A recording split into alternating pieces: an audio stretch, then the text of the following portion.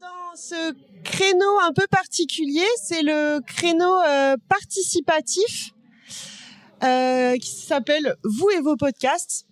Waouh, ça y est, je m'entends, c'est terrible. C'est un créneau pendant lequel on vous invite tous tous, mais pas tous en même temps, à monter sur scène pour celles qui le veulent et présenter leur projet de podcast en cours, à venir, un podcast qu'ils apprécient ou un projet dans lequel ils auraient besoin de complices pour réaliser. Voilà, c'est un appel, les petites annonces du podcast, quoi. Donc la parole est à vous. Soyez pas timides, vous. Et venez nous présenter ce que vous faites et ce que vous aimeriez faire et quels sont vos besoins. Donc juste pour préciser, Loli et moi on est là pour vous animer et dynamiser un peu ce créneau-là. Et les personnes qui voudront venir intervenir sur scène avec nous seront au micro vert. Donc n'hésitez pas. Et j'ai des bulles. Pardon. Et Loli a des bulles, mais ça c'est pour le Twitch. Et on fait coucou le Twitch. Coucou Clégo. Bonjour Clégo.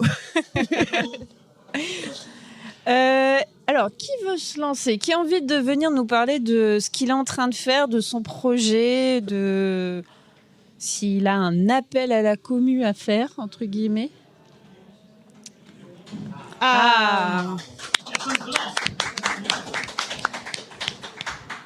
C'était bien le vert, c'est ça ? Oui. Allez, ouais. Alors, présente-toi. Salut, donc moi c'est Thomas. Donc je tiens le podcast Kinkez-vous bien. Ok. Kinkez-vous bien, qui est donc un podcast dédié au kink, donc aux sexualités dites avancées.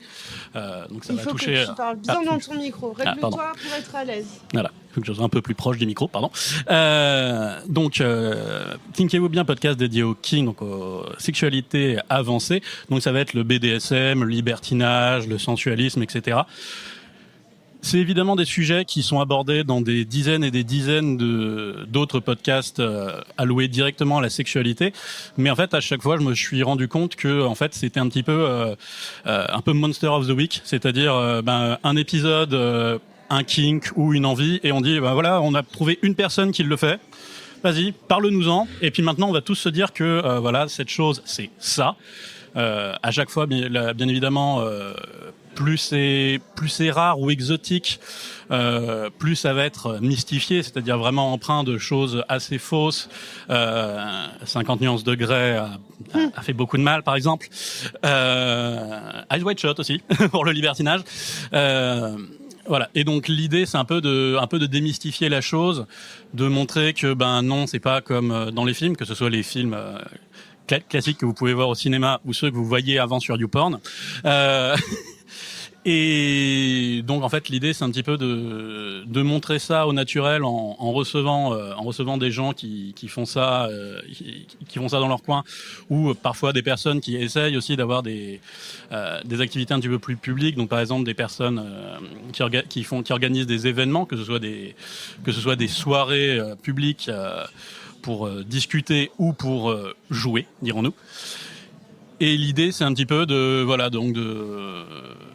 décoincer un petit peu tout ça en montrant ce que ça peut être dans le vrai monde, et de faire en sorte que les personnes qui sont tentées mais qui n'osent pas parce que ils ont peur de ne pas se sentir pertinents dans cet univers qui est souvent présenté comme un peu un truc soit élitiste, soit vraiment très niche, que ces personnes-là se sentent un petit peu plus représentées avec tout simplement des personnes qui juste aiment se faire claquer le cul une fois de temps en temps le samedi, ou voir des personnes qui ne font pas les sacro-saints protocoles à la 50 nuances degrés ou autre, et se dire oui, en fait tout existe. D'ailleurs la tagline du podcast, c'est qu'il y a autant de mon podcast, c'est qu'il y a autant de façons de vivre le kink et le BDSM que de personnes qui le pratiquent.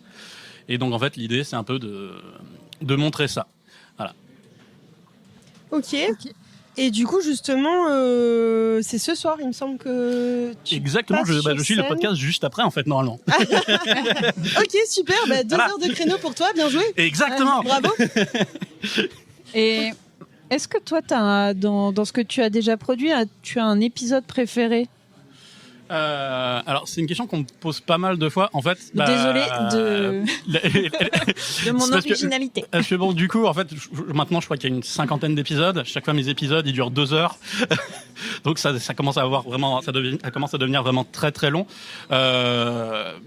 Moi, le premier qui me vient à l'idée, c'est donc un épisode, alors je me rappelle plus du titre, mais c'est l'épisode saison 1, épisode 17, que j'avais gardé du coup pour la fin de ma saison parce que je le trouvais beaucoup trop bien, parce qu'en fait, j'ai fait venir un invité qui, quand il a voulu raconter ses anecdotes, en fait, les a pas racontées au naturel.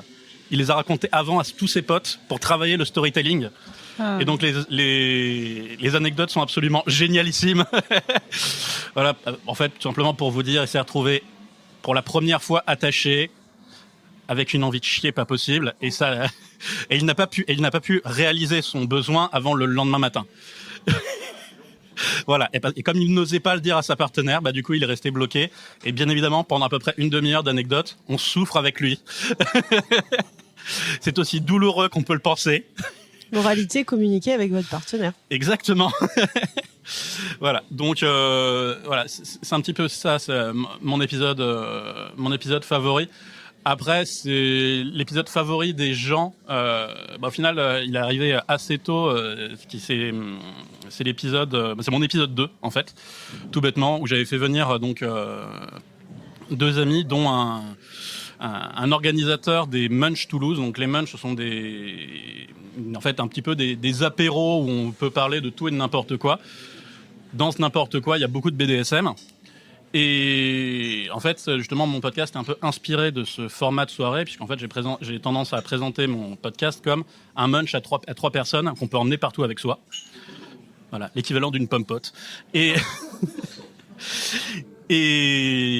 donc en fait, du coup, cette personne était venue donc avec sa partenaire et avait beaucoup échangé sur le kink, et ça avait été assez génial de voir, parce qu'en fait, l'un comme l'autre ont eu des parcours assez intéressants. Il y en a une qui est passée de vraiment se dire non, je vais être libertine, etc., à au final profondément à nous dire en fait je me suis découvert être profondément monogame. Et donc c'est des parcours qu'on n'a pas forcément l'habitude de découvrir, on a plutôt l'habitude de découvrir l'inverse. Également, voilà, du coup, lui, en tant qu'organisateur d'événements de discussion et d'événements de jeux également depuis plusieurs années maintenant, il a tout un bagage d'anecdotes qu'on lui a racontées, de connaissances sur, au final, qu'est-ce que ça peut être. Et également, donc même dans leur couple, ont une dynamique qui pour certains peut paraître un peu, qui peut être assez originale, puisque justement, eux, par exemple, ils vont vers certains clichés, c'est-à-dire que par exemple, ils se vous voient, mais d'un autre côté, il n'y a aucun problème pour que la personne soumise envoie chier la personne dominante une fois de temps en temps, parce que voilà, on n'est pas tout le temps en train de jouer, même si on est en couple en permanence, et qu'il y a même un petit jeu qui dure tout le temps. Et c'est au final un épisode qui plaît beaucoup à mes auditeurs, parce que c'est celui qui a le plus d'écoute. C'est pour ça que je le vois. Mais également, c'est aussi l'un de ceux que je trouve le plus représentatif. Ok, pour les gens. Super, merci. Est-ce que tu peux nous rappeler qui tu es donc, et le nom de ton podcast ? Alors, moi, c'est Thomas. Je vais par le pseudo Le Faux Breton. Et donc, le nom du podcast, c'est Kinkez-vous bien, comme si le kink était un verbe. Donc, KINKEZVUSBIN. Super, merci Thomas. Merci. Merci à vous. Est-ce que quelqu'un d'autre aimerait monter sur scène pour présenter son projet ? Alors, je vois un monsieur là, un monsieur là, Et il y a Lisa. un monsieur là, et une madame là. Viens.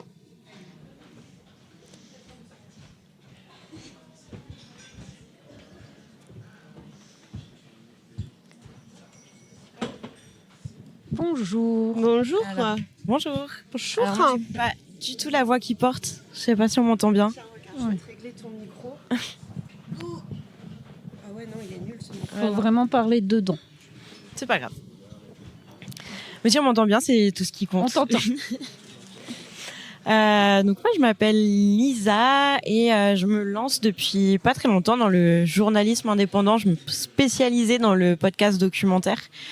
J'ai travaillé dans une radio associative, mais je viens pas du tout de ce monde-là. Moi, j'ai fait des études en sciences sociales et en sciences politiques, spécialisées dans l'économie sociale et solidaire. J'aime bien me spécialiser, je crois. Et en fait, j'ai commencé à travailler dans la radio, plutôt du côté gestion de projet. Et donc je suis restée assez longtemps dans une radio associative, d'abord chargée de projet, puis coordinatrice. Et à un moment, j'ai dit à mon patron, bah tu vois, j'aime tellement mon métier que je démissionne. Et du coup, j'ai eu envie de me lancer vraiment dans des formats plus construits, plus longs. Et j'en avais aussi un peu marre de vivre à Mulhouse. Donc j'avais envie de découvrir d'autres villes, d'autres espaces, d'autres lieux, voir comment ça se passe ailleurs. Et je suis partie donc à vélo et en train à travers les radios associatives françaises. Et donc mon premier documentaire, ce sera une série documentaire sur les radios associatives françaises. J'ai découvert ce monde que je trouve absolument incroyable. Je me suis dit mais pourquoi je ne connaissais pas ? En fait, pourquoi personne ne m'a dit que ça existait ? C'est vraiment des actrices de la vie locale, du lien social qui sont incroyables, qui arrivent à faire du lien entre les gens, entre les structures, à valoriser leur territoire, la culture qui est présente dessus. Et je trouve ça dommage qu'on les connaisse pas plus.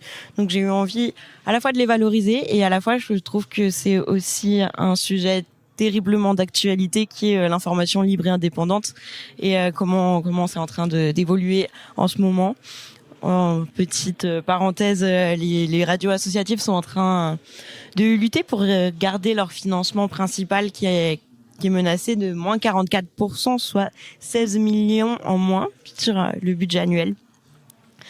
Et du coup, ça fait combien de temps que tu fais ça ? Parce que tu dis t'es parti en train, t'es parti en vélo. Ouais. Moi, j'ai l'impression que ça fait 5 ans que t'es en vélo. Non, ça fait que depuis le 18 août, mais j'ai déjà vu 17 radios différentes. Okay. Je suis partie de Chamonix, je suis redescendue jusque dans les Alpes de Haute-Provence et remontée vers Lyon en passant par la Drôme, l'Ardèche. Et je suis arrivée hier à Toulouse. Et ce qui est chouette, c'est qu'il y a tout. Il y a à la fois des radios très spécialisées. J'étais dans une communauté anarchiste libertaire qui porte aussi une radio. À la fois, il y a des radios rurales beaucoup plus généralistes, on va dire. Donc, on trouve vraiment tout dans les radios associatives et c'est ça qui est chouette aussi. Et il y en a partout, en plus. Donc, je peux aller partout. C'est très pratique. Bah là, on nous dit sur le chat de Twitch, Simon de Bavoir qui nous parle de Rayvox à Nîmes. Est-ce que tu connais ? Non, celle-là, je la connais pas. Bah apparemment, moi, je prends ça pour une invitation. Ouais. Donc sache qu'à Nîmes, il y a Rayvox. Okay. Ils t'attendent. Grand plaisir. Et bah justement, sur ma prochaine destination, je vais faire tout le long de la Méditerranée cet hiver pour profiter du climat doux du bord de mer. Super. Et donc là, aujourd'hui, tu es venu à Castres pour le festival, mais aussi, j'imagine, pour rencontrer notre radio partenaire, Radium. Ouais, que j'ai eu l'occasion de rencontrer un peu tout à l'heure. Et je vais rester quelques jours en plus pour passer un peu plus de temps avec eux. Super. Alors, non, mais trop bien. En tout cas, merci à eux. Oui, merci Radium. Et merci à toi. On a une question aussi sur le chat. Combien de temps tu prévois ce voyage ? Alors, je vais voyager jusqu'à fin juin. Une année. Presque un an, ouais. Mais par contre, les documentaires, vu que c'est des épisodes thématiques, ça sortira que fin 2026, si tout se passe comme je veux. Mais en attendant, j'ai un super compte Instagram. Je suis super drôle sur les réseaux sociaux. qui s'appelle Parce qu'autant podcasté. Donc c'est Parce qu'autant podcasté sur Instagram, Facebook et j'ai une newsletter sur Kessel Media aussi, qui sort une fois par mois. Super. Et j'imagine on peut te soutenir dans ce trip, on peut dire, dans ce voyage. Oui, déjà en me suivant et puis en proposant des radios, des hébergements, pourquoi pas aussi, parce que je voyage à travers Couchsurfing et Be Welcome, etc. pour ne pas payer des logements. Et je suis en partenariat avec une association qui s'appelle Parce qu'autant. Donc Parce qu'autant podcasté, c'est une association qu'on a avec des copines. Et vous pouvez faire des dons et adhérer à l'association également. Trop bien. Merci beaucoup. Merci beaucoup. Donc tu peux juste nous rappeler ton prénom ou ton pseudo et le nom de ton podcast. Alors moi, c'est Lisa et le podcast, il s'appelle Parce qu'autant podcaster. C'est vrai. Parce que ton podcast est final. C'est trop bien. Merci. Merci beaucoup. Il y avait des petites Il y avait mains des mains levées. là, par là. Il J'ai mangé ton prénom. y a Mehdi. Mehdi. Et puis après, ça sera Vincent. Allez.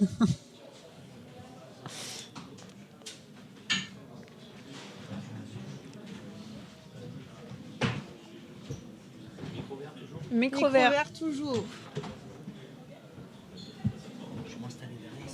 Ouais, pas de souci.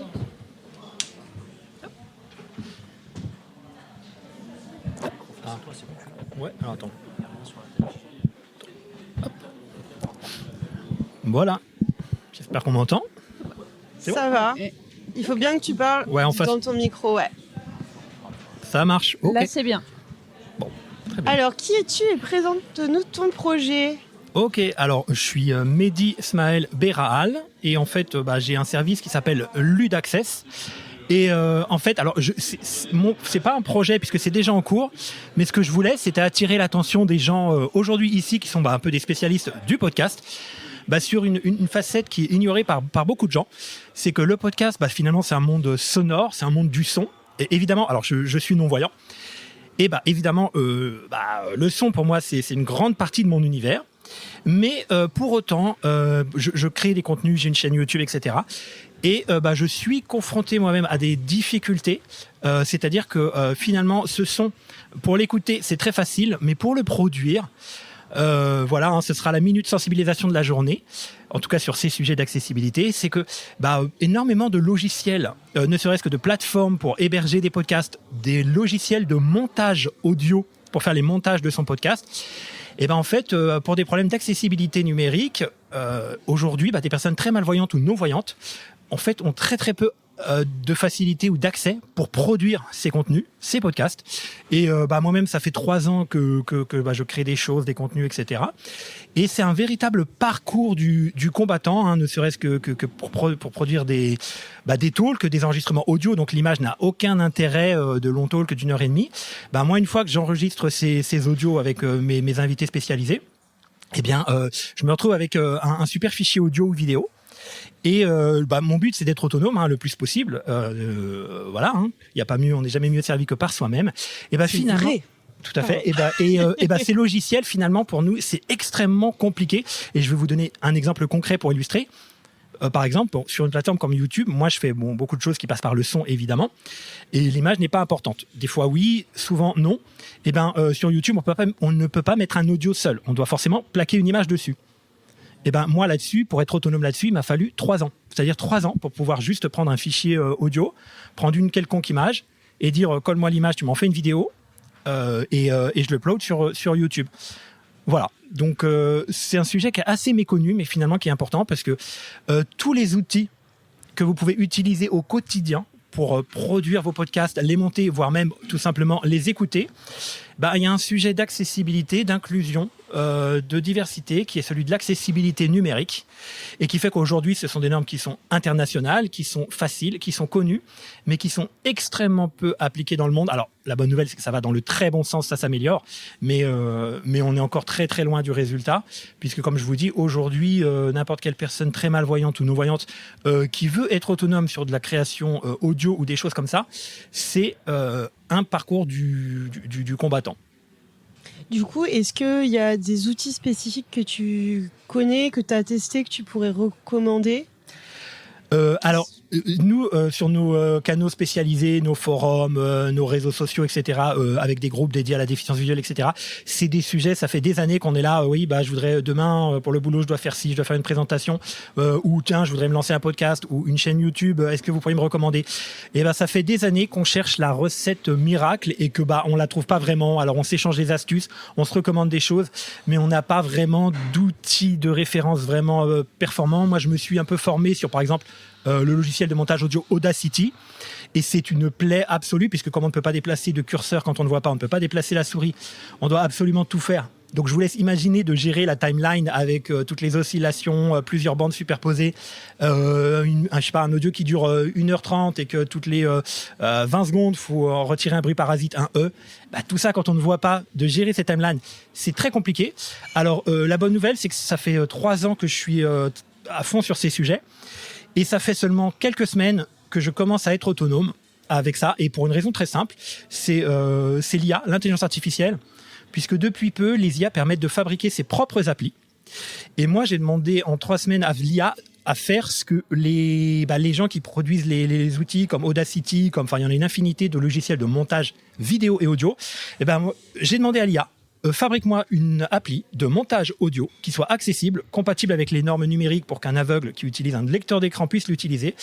La bonne nouvelle, c'est que ça marche. C'est-à-dire que depuis peu, alors pour vous, ça ne représente pas grand-chose. Ah waouh, non mais moi, ouf. Rien que de pouvoir plaquer des images, dire voilà, je veux que tu places cette image, tu la mets pendant 30 secondes, puis ensuite ça change d'image, tu passes à celle-ci, et puis etc.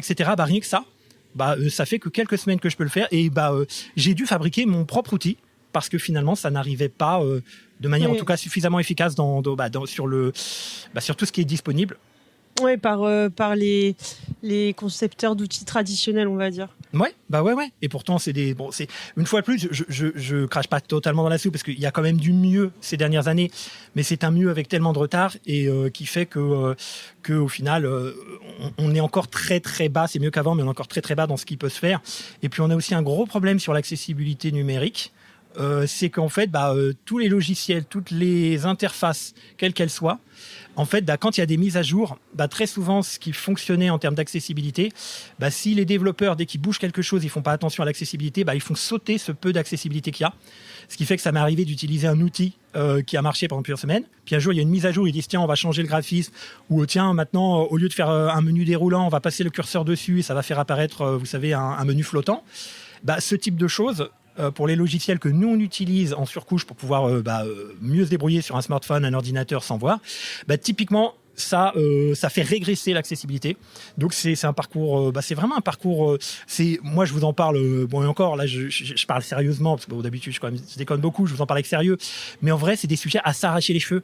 Parce que quand on s'engage, qu'on passe des heures à produire un contenu, à organiser des choses avec des invités, etc., et qu'à la fin, au moment d'appuyer sur envoyer, juste pour sortir l'audio, et là on est coincé juste parce que le bouton envoyer, il n'est pas labellisé. Alors je vous embête pas avec le vocabulaire technique de cette accessibilité, mais le bouton il est là sous votre nez, littéralement.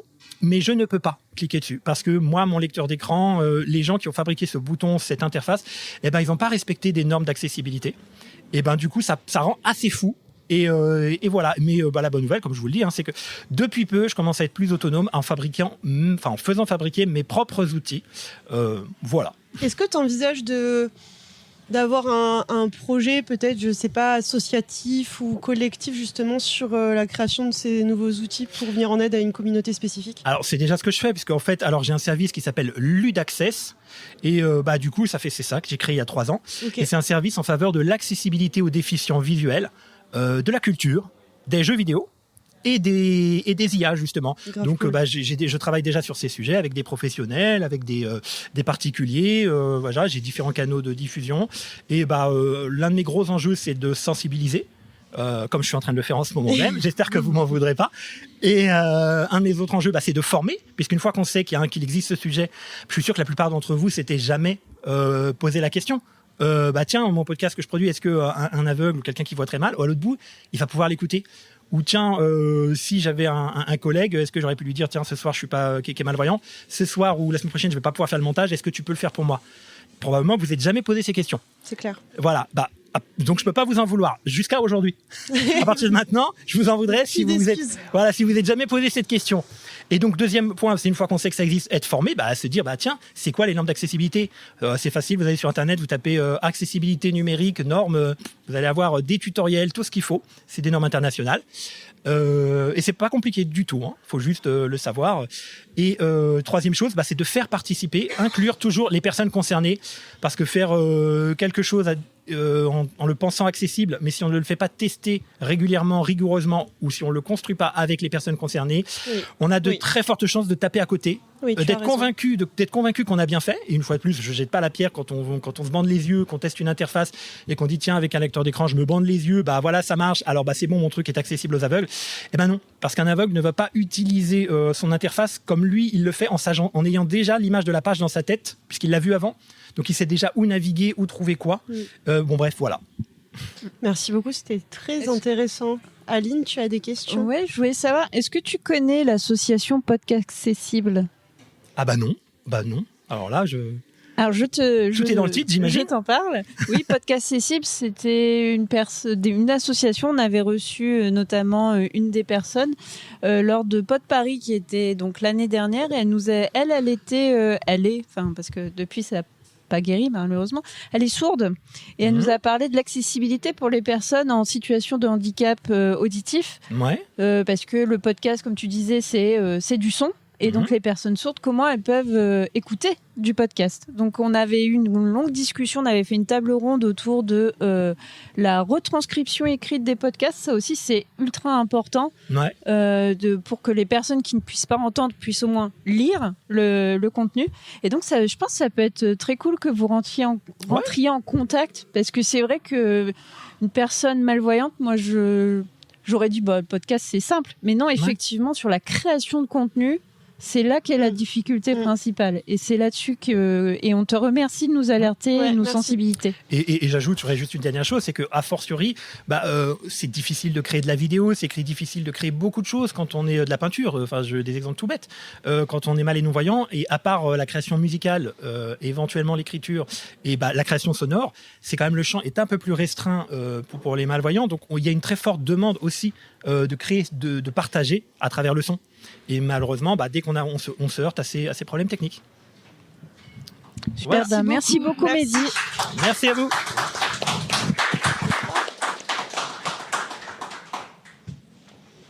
Est-ce qu'il nous reste un peu de temps? Je sais. Oui, il nous Oui. reste un bon quart d'heure. Un bon quart quart d'heure, d'heure, 20 on a encore le minutes. temps de faire passer deux Donc, personnes au moins c'est- sur scène, je pense. On avait dit Vincent, après, il avait levé la main. Allez, Et après, il y a Phil aussi qui a levé timidement la main.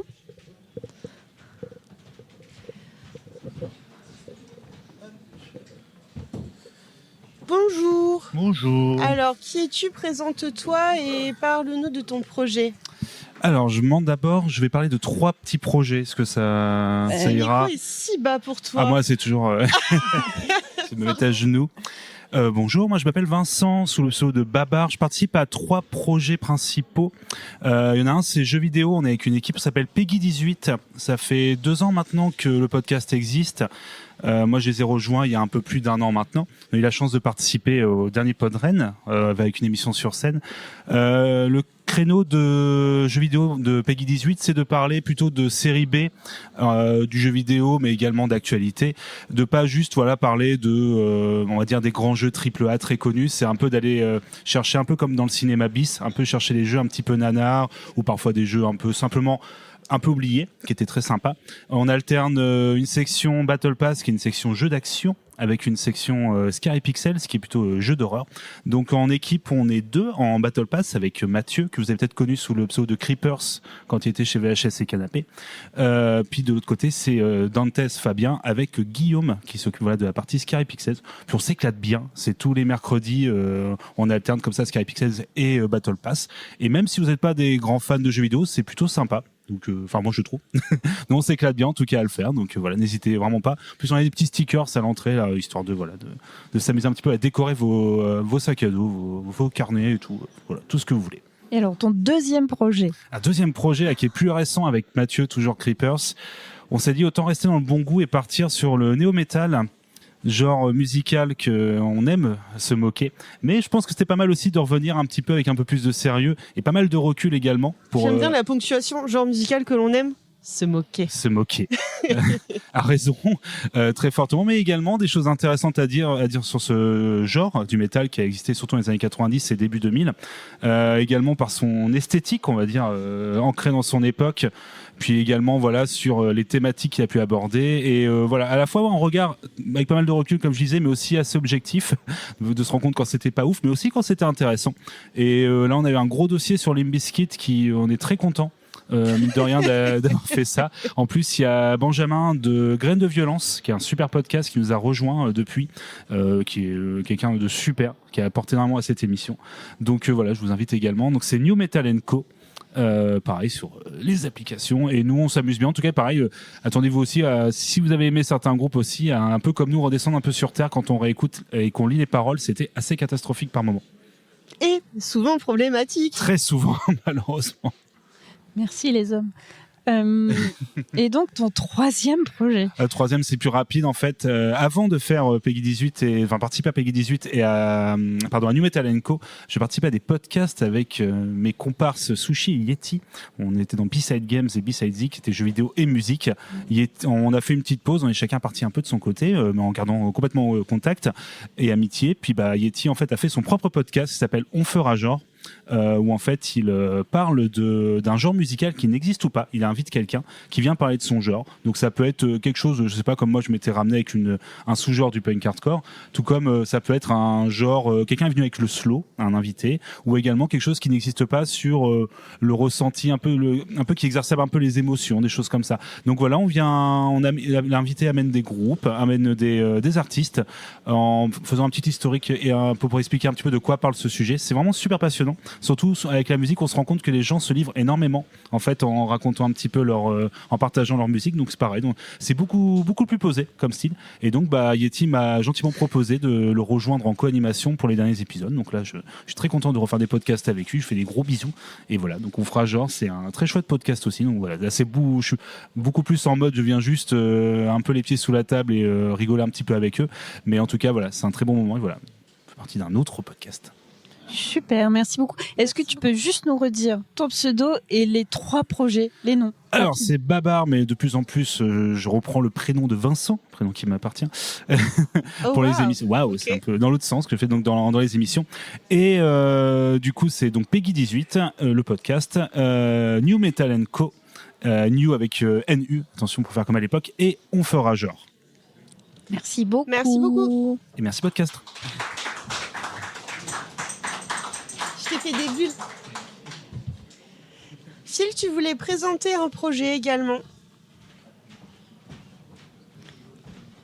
Est-ce qu'il y aura d'autres personnes qui voudraient partager avec nous un projet ou une envie de collaboration ? Très bien, tu peux parler pendant 25 minutes. Comme Babar, il a présenté 3 projets, je vais venir en présenter 17. Les hommes. Toujours plus. Toujours plus. Non, blague à part. Je voulais vous présenter un projet qui avait été fait il y a pas très longtemps, vu que c'était pour aller à Podren. C'était Kangoo Love Radio. Mais en vrai, c'est juste pour prévenir qu'a priori, on devrait repartir sur une petite collaboration pour refaire ça. Alors qu'est-ce que c'est ? C'est le principe de produire tous ensemble avant podcast. Podren. La transhumance. Voilà, pour accompagner la transhumance, effectivement, entre votre lieu d'habitation et cet endroit où on se réunit tous, de produire 7 heures de contenu avec, en fait, une espèce d'auberge espagnole. Chacun arrive avec un petit peu ses envies, ses aspirations. Ça peut être l'occasion de faire une fausse émission. Ça peut être l'occasion de faire un vrai hors-série. Donc là, c'est un peu une annonce en mode non officiel. Mais vous pouvez déjà commencer à y réfléchir parce que mine de rien, le week-end de Pâques va arriver vite. Et 3 et 4 avril. 4 avril 2026. C'est ça, donc ça va arriver très très très très vite. Et la dernière fois, on a fini le montage 48 heures avant le jour où on le diffuse, vu que c'est le vendredi qui est diffusé. Et l'année d'avant, c'était le matin même. C'est ça ? C'était toi qui l'avais fait, la production ? C'était genre à 4h du matin ou un truc comme ça ? C'était le matin si même, on pouvait cette fois-ci finir la production genre 3 jours à l'avance, ça serait pas mal. Voilà. Et sinon, donc d'ailleurs, en lien avec ce Kangoo Love Radio, il y avait une petite séquence musicale que tu avais mise avec du Lofi, et où du coup, c'était des reprises Lofi de musique. Et j'avais particulièrement apprécié le fait de faire « Ah oui, putain, c'est vrai, c'est 7 chansons ». Et du coup, je vous pose la question, qu'est-ce qui réunit Take On Me, Walking on Sunshine, Horse with No Name et La Collegiala La réponse, c'est qu'il existe une reprise mariachi de toutes ces chansons-là. Et c'est le sujet du podcast que je fais, non pas que sur les mariachis, je vous rassure. C'est en fait un podcast qui s'appelle Un air de déjà vu et qui en fait vous présente des reprises dans des styles différents. Donc il y a une émission où c'est des reprises type surf rock de chansons connues. Donc oui, vous avez Toxic de Britney Spears en version surf rock. Ça peut être en version symphonique, ça peut être même pire, des reprises de musique classique en version techno. Voilà. Donc c'est un peu comme une boîte de chocolat. On sait jamais trop sur quoi on va tomber. Ça peut être le meilleur comme le pire, et en général surtout le pire. Surtout le pire. Et il y a quelques hors-série mash-up si vous aimez bien, vous aussi, vous avez le TDAH et vous aimez bien écouter deux musiques en même temps parce que ça fait du bien à votre cerveau. Voilà, donc c'est un air de déjà vu, c'est trouvable à peu près partout sauf sur Spotify pour des raisons évidentes de droit. Voilà, c'était tout. Merci beaucoup. Merci à Alors, vous. Feel good sur les réseaux sociaux. Oui, Feel_good et GOUD. Parce que y en a, ils tapent Feel good avec 2 O, mais c'est GOUD. Voilà. Fil avec un F. Oui, non, c'est Phil, PHIL_GOUD. Voilà.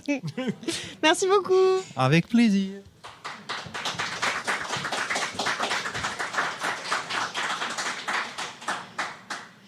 Alors n'hésitez pas, si quelqu'un veut venir prendre le micro. Alors c'est pour parler soit de projets existants, soit si vous avez un appel à la commu, on va dire, si vous avez, je sais pas, une idée en tête et que vous cherchez un co-présentatrice ou des nouveaux invités, n'hésitez pas à venir poser votre voix à notre micro.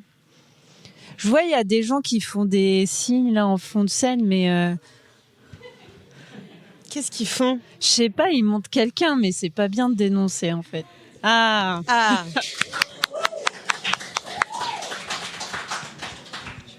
Coucou.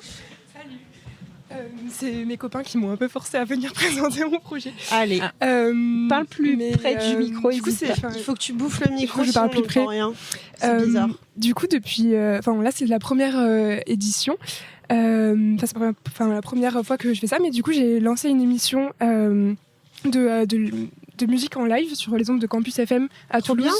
Voilà, et du coup on reprend un peu le concept de Tiny Desk, on fait venir un groupe en live, et donc il y a un petit moment d'interview au début, puis ensuite il y a 30-40 minutes de set des artistes, et après voilà.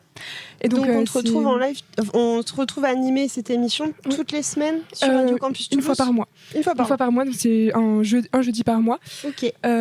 Donc là, le premier, c'était le 23 octobre. Il y a bientôt la vidéo qui va sortir. Voilà. Et si l'an prochain, c'est le 27 novembre. Voilà, à 18h.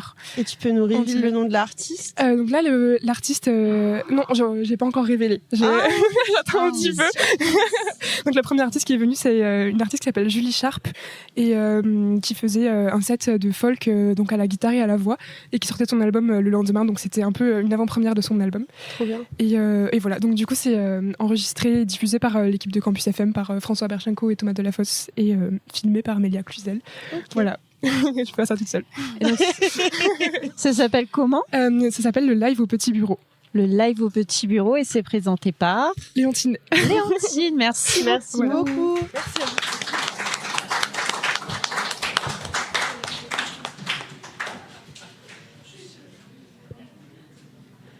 Alors, il nous reste encore quelques minutes pour venir prendre en otage ce micro à la bonnette verte.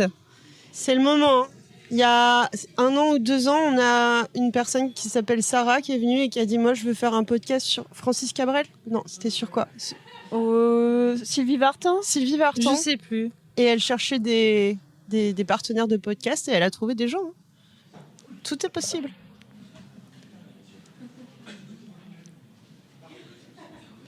Mais sinon, toi, Loli, tu fais quoi en ce moment? Des bulles. Tu fais des bulles. Mais quelque chose de podcastique ou de radiophonique, enfin. Moi, il y a un truc qui s'est passé. Donc, vous m'avez croisé tout au long du festival, et pour beaucoup d'entre vous, vous m'avez croisé avant le festival numériquement par email.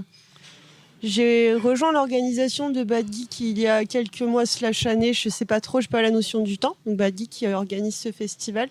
Et en fait, c'est un truc un peu magique, c'est que dès lors que tu rejoins une organisation de podcast, tu n'en fais plus. Et du coup, mes projets podcastiques sont à l'arrêt, sauf exceptionnellement, et ça a ravi certaines personnes pour demain. Moi, je vais présenter les mystères mystérieux. Mais qu'est-ce donc? Oh là là, mais qu'est-ce que c'est? C'est un mystère. Ce mystère. C'est un podcast sur des mystères non élucidés, des mystères de l'histoire, de la science, des choses un peu concernant tout, les ovnis, les extraterrestres, etc. Et on a fait une pause et on revient exceptionnellement pour le festival. Mais moi, je suis moins... j'ai moins d'idées que toi, parce que toi, par contre, t'es dans 25 000 bails, Aline. Ah non, pas du tout. C'est vrai? Non, moi je suis dans ma pause aussi. Non. T'es dans ta bulle, Diams. Je suis dans ma bulle. Non, qu'est-ce que je fais? Demain, comme toi, je serai sur scène pour animer avec mes comparses Lisa et Vincent Babard. On va vous animer Watchlist. Donc c'est un podcast du label Podcut qui recommande un lundi sur deux un contenu regardable sur les plateformes de SVOD, donc films, séries, documentaires. Donc s'il y a quelque chose que vous avez surkiffé sur Netflix, n'hésitez pas à venir me voir pour que vous-même vous puissiez en faire une pastille qui sera diffusée sur notre flux. Donc j'ai récupéré la gestion, enfin non, je n'ai pas le droit de dire gestion, la coordination. J'adore quand tu fais des choses comme ça, là on dirait on va devoir voter pour toi et moi je dis oui. J'ai la veste. Non, mais donc voilà, je coordonne ce podcast dans le sens où je récupère les pastilles des gens et je les mets en ligne. Et je fais un joli post Instagram, voilà. Et sinon, moi, à titre perso, je produis les Madeleines coréennes, qui est un podcast de recommandations de drama coréen, donc c'est ultra spécifique. Oui, c'est vraiment niche ton affaire. C'est niche. Mon auditoire aussi est très niche. Et au-delà de faire juste de la recommandation, de dire ce drama il est cool ou pas, j'essaye de faire de la recontextualisation en expliquant un fait de société ou un fait historique pour pouvoir comprendre au-delà de juste regarder des gars se parler entre eux à l'image. Voilà. Oui. Merci Aline. De rien, merci Loli. Il nous reste encore quelques minutes. Qui veut être notre finale explosif, notre feu d'artifice sur scène au micro vert? Vous battez pas. Je sais pas si vous êtes timide ou si vous êtes sur la digestion en réalité. On est sur le goûter. Est-ce que parmi vous, il y en a qui, déjà depuis ce matin, peut-être de rencontrer plein de nouvelles têtes, des nouvelles personnes, des nouvelles voix, vous avez déjà peut-être des idées, des envies de créer de nouvelles choses ou des nouveaux invités que vous avez en tête? Et on répond à l'applaudimètre, ça sera plus podcastique. Et là, le grand silence. Non, on espère que vous allez profiter en tout cas de la journée. Pour celles qui seront là demain aussi pour rencontrer les gens et apprendre à découvrir. Peut-être il y en a qui ont fait des ateliers de partage de connaissances. Il y en a d'autres demain aussi, il reste des places. Demain, il y a les pochettes. Si vous voulez apprendre avec Phil à faire votre visuel, et Asmar, votre visuel de podcast. Voilà, profitez du festival pour vous éduquer, apprendre et rencontrer des gens. Et à rendre votre podcast accessible à toute personne. Et donc aussi, on fait des coucous aux chats qui nous suivaient en direct sur Twitch. Donc on a eu quelques recommandations, notamment pour Lisa, on nous a recommandé la radio Rayvox à Nîmes.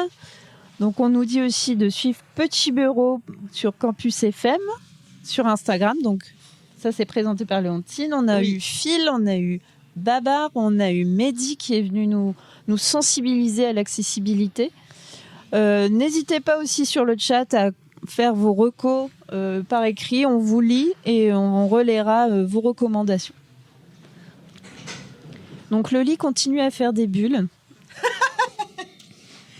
Je pense qu'on va aller boire un petit café. Qu'est-ce qu'on a qui c'est qui investit la scène après? C'est Kinkez-vous bien après.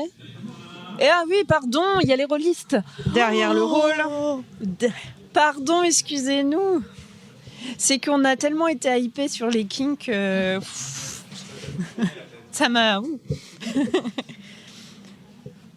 Alors, on a 2-3 recos sur le chat. On a Choix-Pitre et Sur une Roomba, qui sont également des podcasts du label Podcut. Mais c'est pas moi qui les ai écrits, je vous le promets. Il y a aussi quelqu'un que je soupçonne d'être dans la salle qui nous propose Kif Taras. C'est un podcast que je ne connais pas. Mais pourquoi tu viens pas nous le présenter là, plutôt que d'écrire dans le chat? Viens. Il te reste 30 secondes. Coucou. Bonjour. Kif Taras, c'est un podcast qui parle d'antiracisme politique avec Rokhaya Diallo et Grace Lee. Ouais, c'est ça. Faut que vous ayez tous et toutes vous informer sur ça, c'est incroyable. Il y a un super épisode en 2 parties sur Assa Traoré qui a perdu son frère dans des violences policières, un meurtre policier tout simplement, son frère Adama Traoré. Un épisode qui est super prenant et qui parle un petit peu de tout ça. Et sinon, il y a beaucoup d'épisodes sur sur le racisme anti-asiatique, sur plein de racismes dont on n'a pas forcément les codes et plein de choses qui sont super intéressantes. Elles ont par exemple reçu Maboula Soumaoro qui parle de la charge raciale, qui est un concept qui est super intéressant, que souvent seules les personnes racisées peuvent vraiment comprendre, mais qui est important à tout le monde, qui est important que tout le monde comprenne pour... Faut qu'on s'éduque dessus. C'est ça, tout à fait. Et Kif Taras, je trouve que c'est un super moyen de le faire, et Histoire Crépue aussi, comme avait été dit dans l'émission Dégenrez-vous, c'est vraiment deux podcasts et chaînes YouTube aussi qui permettent d'y arriver très facilement, je trouve, et qui est pas trop lourd, pas trop difficile à comprendre. Voilà. Dans le on même fait des genre, blagues alors que t'avais tout ça d'intéressant à nous raconter là. Et dans Je suis déjà passé, donc. Dans le même genre, t'as le Banmi Media sur la culture asiatique et les clichés. Ouais. Ça, c'est super intéressant. J'imagine du coup des Vietnamiens. Toute communauté, c'est pan-asiatique. Ouais. Ok, ben voilà. Merci. Mais de rien.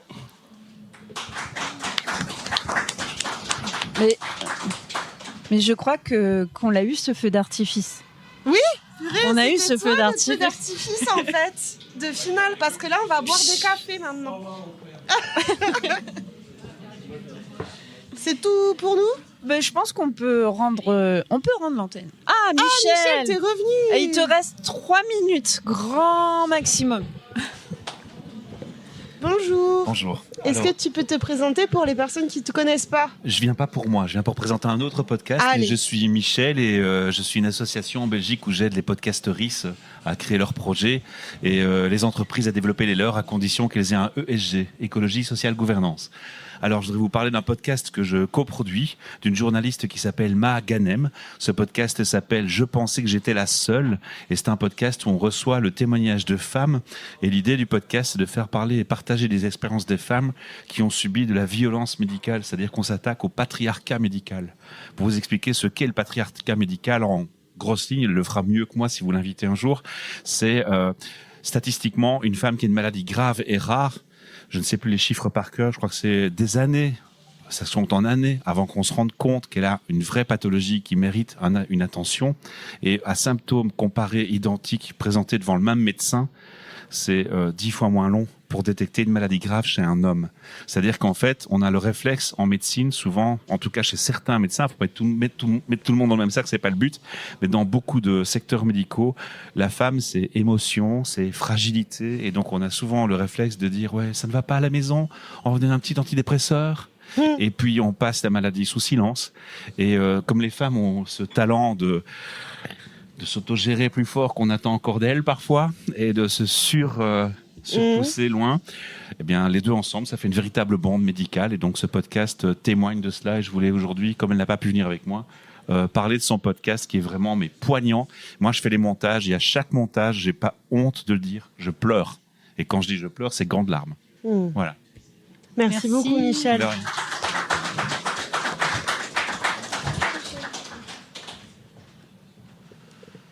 Est-ce que tu aurais un dernier mot pour essayer de finir sur une touche de légèreté?